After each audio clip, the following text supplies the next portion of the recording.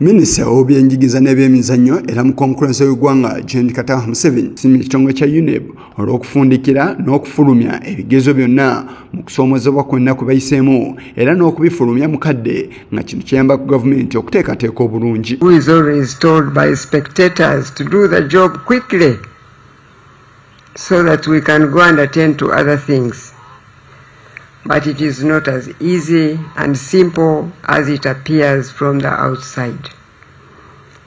We appreciate UNEB for the diligent efforts put in to ensure that each year candidates and their parents receive the end of cycle results in time all the time. Minisita era alaze nga amasomo ga sayansi naddala okubala bwe kusobola okukyuka singa ebintu ebyenjawulo bikyusibwa omuli n'abayizi okukyusa endaba y'ebintu n'ebintu ebirala. There is still room for improvement in learner performance, in sciences and mathematics.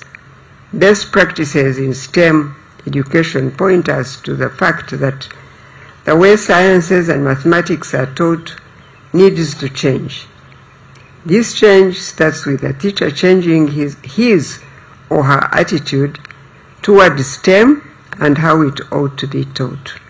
Ono era atenderezza ensomesa empya n'ategeeza nga n'abazadde bwe baganyuddwa mu byasomesebwa abaana baabwe era n'alaga nga bwe bagenda n'okukyusa ebisomesebwa ebya HSC. Parents with children that have studied using the revised O-level curriculum, you hear their own testimonies of how they are enjoying the process of learning, especially the projects that the children are doing. This is exactly what learning should be, an enjoyable experience both for the learners themselves and even their parents, the parents that are involved in their learners' learning.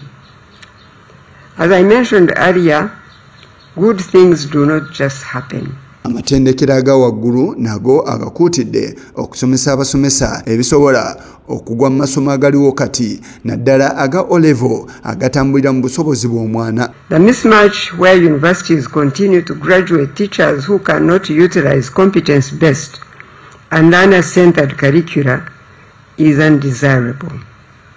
Therefore, for this mismatch to be cured in the universities and higher education institutions, the academic staff who train the teachers must also realign their learning delivery methods to become competence-based and learner-centered. Ono era alaze nga bwe bagenda n'okufulumya ennambika empya nga bassa ku nninga amatendekero aga waggulu okusomesa abayizi ebyo ebyanukula obwetaavu obuliwo mu ggwanga. As a ministry responsible for higher education, we are going to coordinate our efforts to ensure that we put in place the necessary policy environment to enable the training across higher education subsector become harmonized with curricular and teaching reforms introduced in basic and secondary education levels. Therefore, I call upon the higher education subsector to take keen interest in the process of reviewing the A-level curriculum over the course of the next 4 years, as has been provided for by Cabinet. Ono era talemye kwogera na ku byava mu bigezo bya siniya eyokuna era agumizza eggwanga nga bajja okusomesebwa ku ngolola y'ebigezo ebya siniya n'empya. Engagements to increase the public's understanding of how the grading system works under the revised lower secondary curriculum. I have also been informed by the NCDC that working together with UNEB, they are yet to finalize the development of an assessment framework to guide the assessment process for the aligned A-level curriculum. When this process is completed, the public shall be sensitized about that. Akubiriza amasomero okukuuma obubonero bw'abayizi buleme kusaasaana. Healthy, so that you become all that your Creator, the Almighty God, put you here on earth to achieve. I thank the parents, the guardians, the teachers, and all the others who have supported the candidates through this cycle.